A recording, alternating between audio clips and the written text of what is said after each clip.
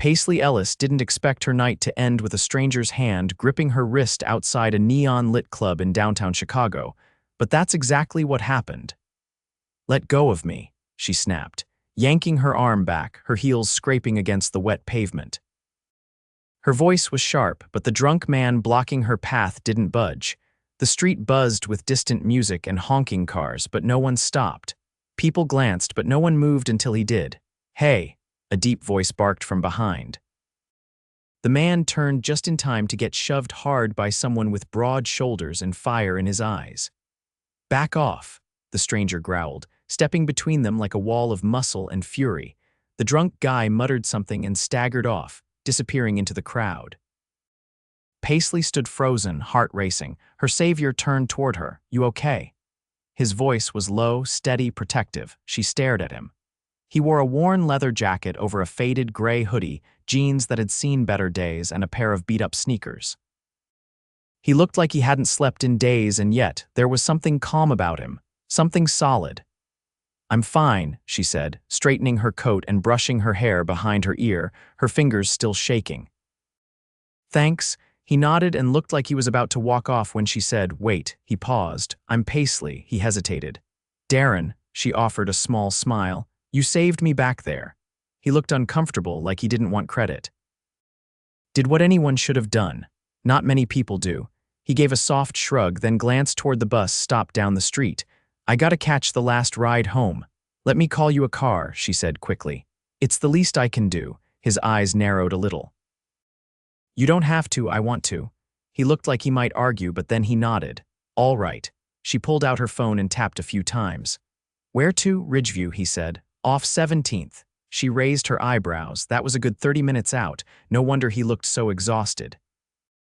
"Got it." The car pulled up a few minutes later. Before he stepped in, Darren looked back at her. "Thanks for the ride, and be careful." "I will," she said. "Thanks for stepping in." He hesitated, then climbed into the car and disappeared into the night. What he didn't know was that Paisley wasn't just some girl in a sleek coat and Louboutins. She was the CEO of Ellis Industries, the youngest woman to ever hold the title in the company's history. And the club, it had been a networking event she'd wanted to leave an hour ago. The next morning, Darren Sloane woke up to the sound of a tiny knock on his bedroom door. "Daddy," a small voice whispered. He rubbed his eyes and sat up. "Yeah, kiddo?" Kendall peeked in, her hair a mess of curls and her stuffed bunny dangling from her arm. "I'm hungry," he smiled. "All right, pancakes it is." His apartment was small 2 bedrooms, paper-thin walls, and a kitchen that coughed steam every time he boiled water, but it was home. He worked nights as a warehouse loader and days as a part-time mechanic. Every paycheck barely stretched, and still, Kendall never went without. By lunchtime, Darren's back ached from hauling tires at the shop. His boss barked about invoices, and the break room coffee tasted like burnt rubber. But all Darren could think about was the woman from last night, Paisley. He didn't usually get stuck on strangers, but something about her had lingered, her calm, her strength, the way she hadn't looked at him like he was some broke guy in a hoodie. At that exact moment across the city, Paisley sat at a long glass table in her corner office, trying to focus on a quarterly report. "Miss Ellis," her assistant said, stepping in. "Your lunch meeting canceled." "Good," she muttered. "I need a break anyway." She stood and walked to the floor-to-ceiling windows that looked out over the skyline.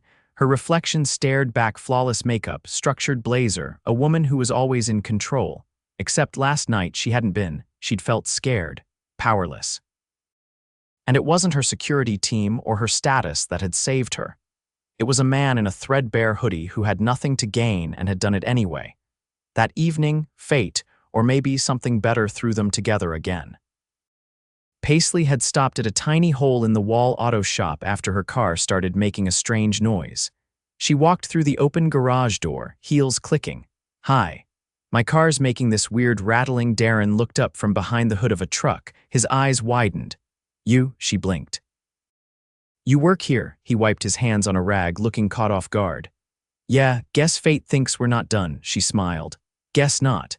He walked over and tilted his head toward the parking lot. "Which one's yours?" "The black Audi." He raised an eyebrow. "Nice ride." She shrugged.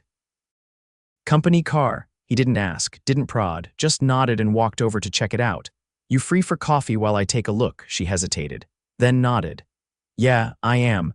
They walked across the street to a tiny cafe with cheap coffee and cracked leather booths, no fancy menus, no wine lists. Just two people who didn't expect to see each other again. So, he said, sipping from a chipped mug. What do you do? She paused. I run a company. He raised an eyebrow. What kind? Manufacturing, logistics, we do a lot of things. He leaned back, clearly not connecting the dots. That's so, she smiled. That's so, he nodded. Well, whatever it is, it's working for you, she laughed. You always compliment women you save from creeps, only the ones who buy me coffee. They spent an hour talking about Kendall, about her work. About how he used to dream of opening his own garage before life hit him sideways. When she stood to leave, he said, You didn't have to come here. I wanted to. He looked at her for a long moment. You're not what I expected. She tilted her head. What did you expect? He shrugged. Someone who'd never look back, she smiled. I did. As she got into her car, Darren watched her drive off, and for the first time in a long time, he felt something stir in his chest. Hope. Darren didn't expect to see her again, not really. People like her didn't usually orbit long in his universe, a woman with eyes that didn't flinch, a voice that didn't waver. But 3 days after their coffee, she stepped into the garage again, this time with a paper bag in her hands and a question on her lips. You still eat lunch standing over engines? Paisley asked, offering the bag. He wiped the grease from his palms with a towel and blinked at her. Only when no one brings me sandwiches, she shrugged. Well, someone should. They sat on the curb outside the shop, the scent of oil and asphalt sharp in the air. He pulled out a sandwich, eyebrows rising when he spotted the label. From Brackett's. I figured you deserved something better than vending machine jerky. He took a bite, and for a minute, the only sound was the wind nudging a crushed soda can down the street. Then she asked, How long have you been working here? Since Kendall turned 3, he said, not looking at her. Flexible hours. Boss doesn't care if I bring her by in the mornings. Paisley nodded slowly, and before that, construction, didn't stick, too many layoffs, tried sales. Hated it, she tilted her head, and if you could start from scratch, I wouldn't, he said without hesitation. I just want enough to give her something steady, something that doesn't vanish when rent goes up. She studied him for a moment. That's rare. What is? Knowing exactly what you want. He shrugged and finished the last of his sandwich. When you don't have much, clarity's all you've got. Later that week, Paisley found herself standing in front of a narrow, weathered door in a neighborhood she'd never driven through before. She glanced down at the address Darren had scribbled on a receipt the day before and knocked. A woman in scrubs answered. You must be Miss Ellis, she said. Come in. Darren's picking up Kendall from school. Paisley stepped inside. The apartment was clean but worn, with toys tucked into corners and books stacked on a side table. The scent of cinnamon and soap lingered in the air. The woman gestured toward the couch. I'm his sister, Tasha, she said, tightening her ponytail. He mentioned you. Paisley sat, unsure what to say. Tasha folded laundry as they spoke. He doesn't bring people here, not since Kendall's mom. Paisley's brows rose slightly. They're not together, she passed. Almost 5 years ago, car accident. Paisley's throat tightened. I didn't know. He won't talk about it, not with family, not with anyone. Tasha met her gaze, but he's good, honest. Got more pride than he can afford. Before Paisley could respond, the door opened and Kendall's laughter spilled in first, followed by Darren's voice trailing close behind. Slow down, Munchkin. He stopped mid-step when he saw her. You're here, she stood. You said you had Kendall tonight. I always have Kendall. She glanced at the little girl, who gave her a curious tilt of the head before bounding toward the couch and hugging a pillow taller than she was. I brought dinner, Paisley said, holding up a warm container. Darren blinked. You brought food to my place. I figured sandwiches were a one-time event. Tasha shot him a look and disappeared into the tiny kitchen with a knowing grin. They ate together at the small table, Darren cutting Kendall's food while Paisley asked her questions about her favorite books. The girl answered with all the bright, unfiltered honesty of a 6-year-old, and by the end of the meal, Paisley was laughing harder than she had in weeks. After Kendall had gone to bed her room, just a curtain tucked in the corner, Paisley lingered at the door as Darren walked her out. "You didn't have to do any of this," he said, arms folded across his chest. "I know," he rubbed the back of his neck. "I'm not used to people showing up, not unless they need something." She looked up at him. "Maybe I just want to." The porch light flickered above them, casting his face in half shadow. He didn't say anything, but something in his expression shifted, less guarded, more curious. "Want to come with me to something?" she asked suddenly. He frowned. "Like what?" "There's a fundraiser on Friday, black tie, food, music. One of those things people pretend is for charity but is really for show." He gave a short laugh. "And you want me to crash it? I want you to come with me," she said. "As my guest." His jaw tensed. "Paisley, I appreciate the dinner and the visits, but I'm not. I don't belong at things like that." "Maybe that's why I want you there." He shook his head. "You're not making sense." "You think I do all this because I feel sorry for you?" she asked, voice low but unwavering. He didn't answer. "I don't," she said. "I do it because I like talking to you, because you're real when everyone else around me is just playing a part." He looked at her like she'd just offered him a map to a place he'd stopped believing existed. "I'll think about it," he said finally.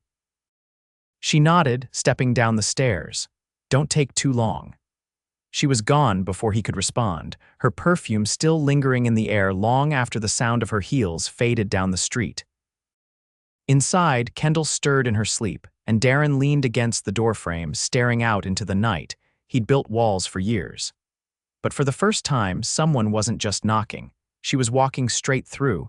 The valet didn't know what to do with Darren Sloane. He stepped out of the black SUV, wearing the only suit he owned, navy, slightly wrinkled, and clearly tailored for someone else years ago. He adjusted the collar with one hand, the other gripping the folded invitation Paisley had delivered that morning along with a single note. "Don't let me down." The entrance to the Langford Hotel gleamed with crystal lighting and a red carpet that shimmered under the flash of photographers. Darren hesitated at the edge, feeling the weight of stairs before he even stepped onto the velvet. Inside, marble gleamed under polished shoes and diamond-laced laughter. Champagne floated on silver trays, and waiters glided through the crowd like rehearsed dancers. Darren moved carefully, his eyes scanning until he saw her.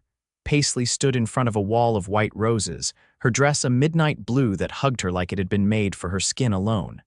Her hair was swept back in a soft knot at her neck, and she wore no necklace. She didn't need one. Her posture alone turned heads. When she saw him, her smile didn't falter. She walked straight over, unfazed by the whispers that followed her across the ballroom. "You came." "I said I'd think about it," he said, offering a crooked grin. "Didn't say I wouldn't." "You clean up better than I thought," she said, adjusting his lapel with deliberate fingers. "I had to borrow this from Tasha's ex," he muttered. "Pretty sure it's cursed." Paisley laughed, low and amused, then offered her arm. "Come on. I want to introduce you to someone." He hesitated for half a second, then let her lead him through the crowd. People turned. She didn't flinch.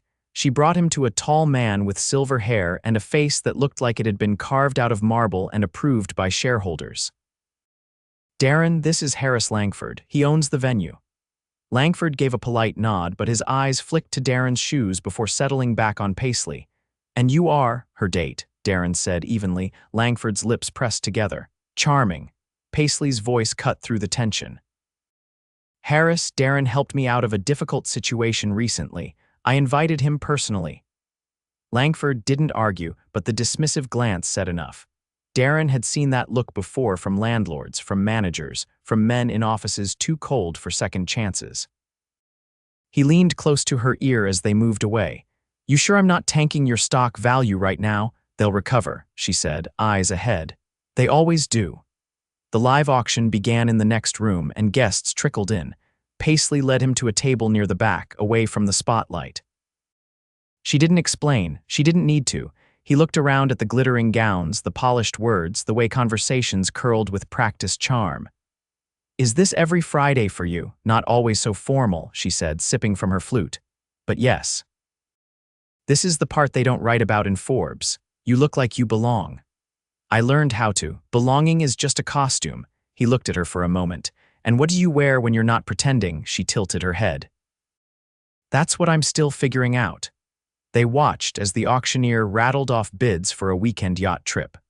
Numbers flew effortlessly 10,000, 12, 15, as if money was a language only some were born speaking. Darren leaned in. You ever bid on this stuff? Only when I want to make someone nervous. Tempting, she glanced at him, measuring. You're not uncomfortable, I'm out of place, he said. Not uncomfortable, she nodded, pleased. That's an important distinction. Later, when they slipped onto the balcony for air, the city stretched beneath them in a wash of gold and steel. Darren's hands rested on the railing, his shoulders finally relaxing as the cold bit through his jacket. I used to think people in buildings like this had everything figured out, he said quietly. Now I'm not so sure. They have everything displayed, she replied. Not the same thing. He looked over at her, something unreadable behind his eyes. Why me? She turned toward him. Because you didn't ask for anything when you stepped in. Because you look at people like they matter. And because when I'm with you, I don't have to be Ellis. His throat worked, but no words came. A door opened behind them, and her assistant's voice carried through. Paisley, your father's looking for you, she stiffened. I'll be right there, she called, her voice cool again. When she turned back to Darren, her expression had shifted just slightly. Your father, he asked. He's the chairman, she said. My boss. Technically, you didn't mention that. I don't mention a lot of things. He studied her for a long moment. Why bring me here, really? She stepped closer, her voice low. Because I wanted someone tonight who doesn't care about shares or image or board votes. I wanted someone real, he nodded slowly. Then you've got me. Come to the penthouse, he blinked. Now, after this, I want to show you something, he hesitated. Kendall's with Tasha till morning. I can stay for a bit. She smiled, but it was softer now, like she'd finally exhaled after holding her breath too long. They left the gala unseen, slipping out a side door where her driver waited. Inside the car, silence wrapped around them like velvet. When the elevator doors opened directly into her penthouse, Darren stepped out into a space, unlike anything he'd ever imagined. Floor-to-ceiling windows looked out over the city, and modern art dotted the walls between sculpted furniture and flickering candlelight. She kicked off her heels and walked barefoot across the marble floor. This, she said, turning to face him, is the part of me no one sees. He looked around, then back at her. It's beautiful, but I don't care about this. I know. She walked to him, stopping only inches away. Tell me something no one else knows. He took a breath. I'm afraid I've already peaked, that I'll never be more than what I am right now. She reached for his hand. Then let's find out together. And for the first time in years, Darren didn't feel like he was standing on borrowed ground. He felt like he'd arrived. Darren entered the penthouse again 2 nights later, but this time, it wasn't under the hush of midnight or the tension of unfamiliarity. Paisley had called him that morning, her voice calm, but carrying something he hadn't heard from her before. Not command, not poise. Just quiet certainty. He hadn't told anyone where he was going, only that Kendall was staying with Tasha for the weekend. He'd packed her bag himself, kissed her forehead twice, and left the apartment with the kind of nervous energy that felt like stepping onto a ledge and trusting the wind. Now he stood in her living room again, but it looked different somehow. A fire flickered low in the hearth, casting amber across the floor. The lights were dimmed, the curtains pulled back to reveal the city stretching beyond them like a restless ocean of lights. But it wasn't the space that felt changed, it was her. She walked toward him barefoot, wearing soft linen pants and a cashmere top that didn't try to impress.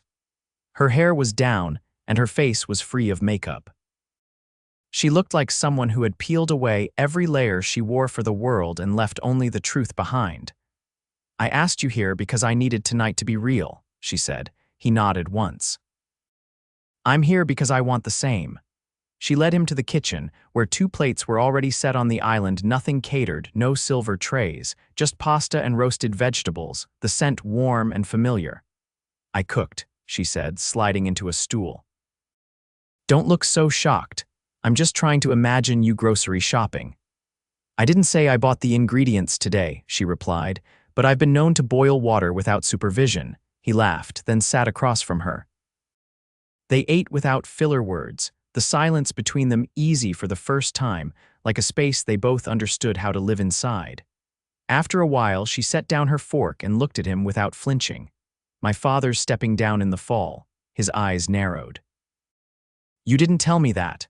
"I didn't tell anyone, not even the board. He's going to announce it next quarter, and when he does, I'll be expected to take over fully. No shared votes, no filtered power." "That's what you've been working toward, isn't it?" "It was," she said. "Until I realized I don't even know what I'd be taking over anymore." He leaned forward slightly. "You're questioning all of it."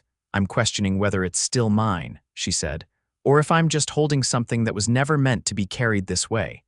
He didn't respond right away. "Then, what would you do if it wasn't yours anymore?" She looked at him, and for the first time since he'd met her, her voice dropped to something raw.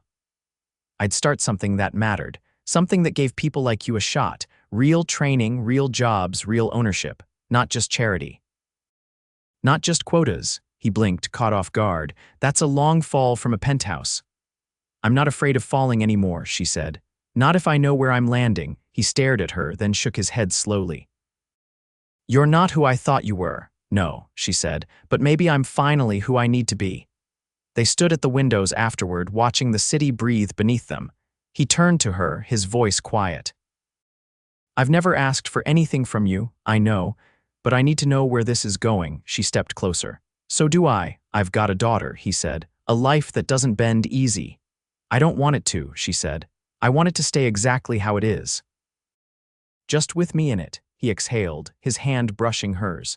"You sure you want to be part of something that doesn't shine on the outside?" She looked up at him. "I've spent my whole life chasing things that looked perfect from the outside. I'm done with that."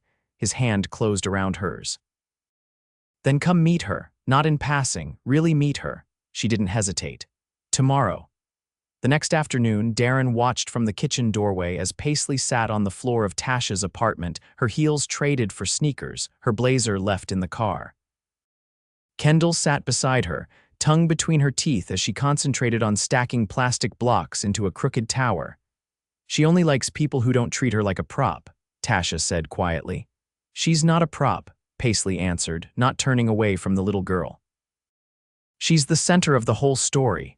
Later, while Kendall napped in the next room, Paisley stood in the hallway, hands in her pockets. "I need to show you something," Darren said. He led her to the garage behind the building, a narrow space filled with half-fixed engines and parts stacked on shelves. He pointed to the far corner where a rusted sign leaned against the wall, "Sloane & Co., Auto Restoration." "My dad ran it before me," he said. "Closed it when he got sick. I've been saving to open it again, properly." She crouched next to the sign, running her fingers over the faded letters. "You will.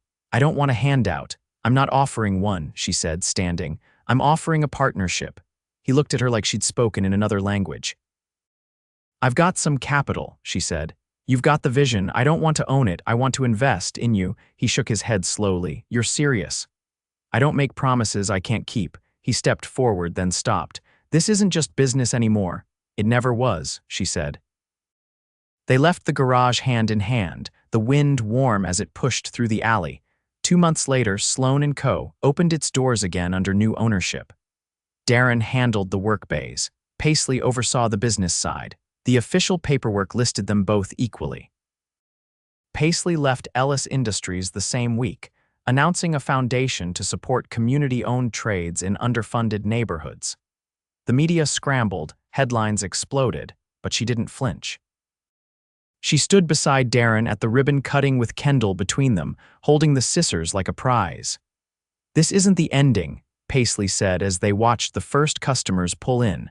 "No," Darren replied, slipping his arm around her waist. "It's just the start of something we never saw coming." And for the first time in both their lives, the future looked exactly like home. Darren adjusted his black button-down shirt for the third time, tugging at the cuffs like they didn't belong to him.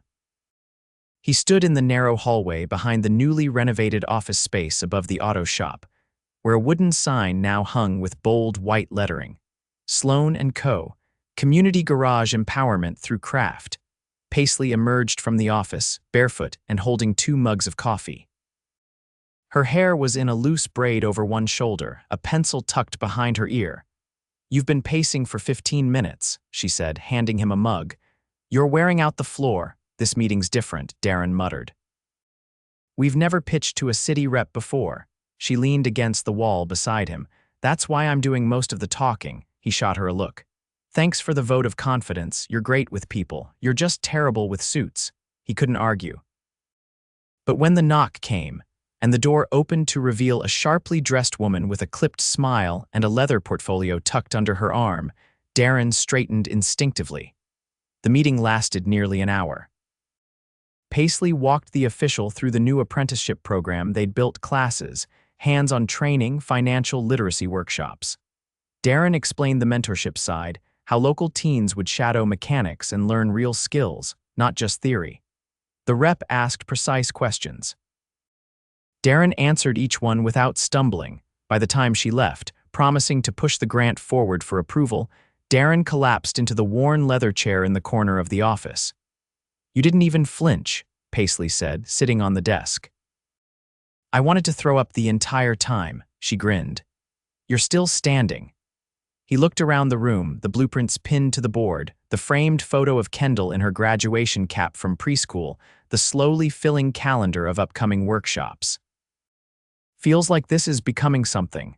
It already is, she said. He stood and crossed the room, resting his hands on either side of her hips as she remained seated on the desk. I've been thinking about something, he said. She raised an eyebrow. Go on. I never got the chance to give you anything. You've poured so much into me, into this place. I want something that's ours, not just something you built and let me step into. Her expression shifted, softening. This place is already ours. I mean outside of this. Something that belongs to us in a different way. She tilted her head. What are you saying? I'm saying, he murmured, reaching into his jacket pocket and pulling out a small, square box, that I want to build something with you that doesn't need board approval. Her eyes locked on the box but didn't move to open it. I don't have a yacht or private jets, he continued.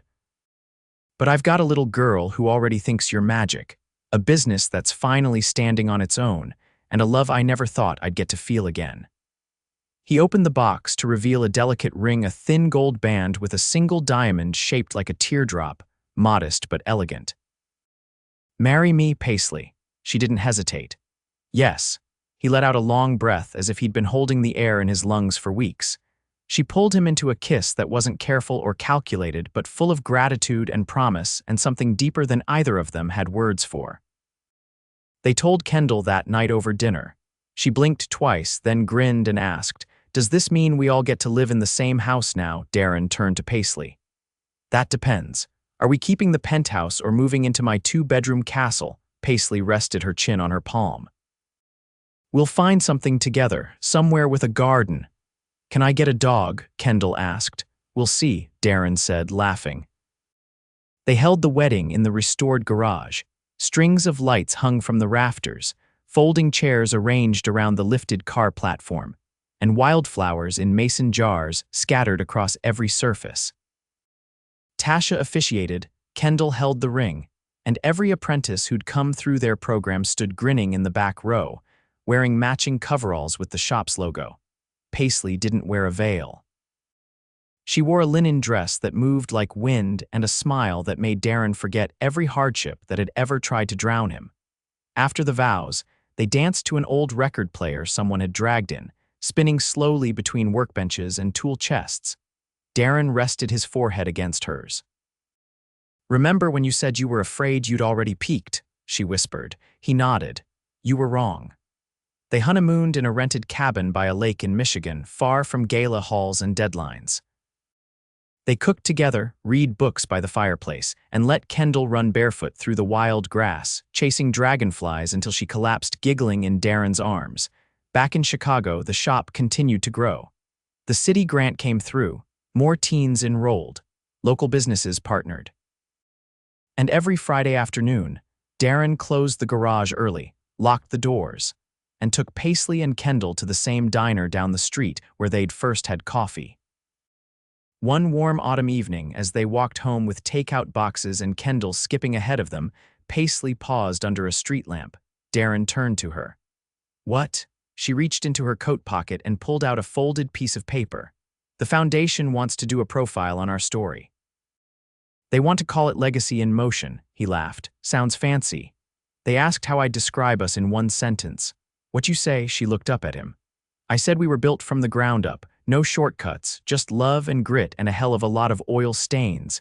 Darren leaned in. Not bad. They kissed under the street lamp as Kendall shouted from up ahead. Come on, slowpokes. Hand in hand, they walked forward into the light, into the quiet hum of the city, into a life they hadn't planned but had chosen every step of the way, and it fit them perfectly.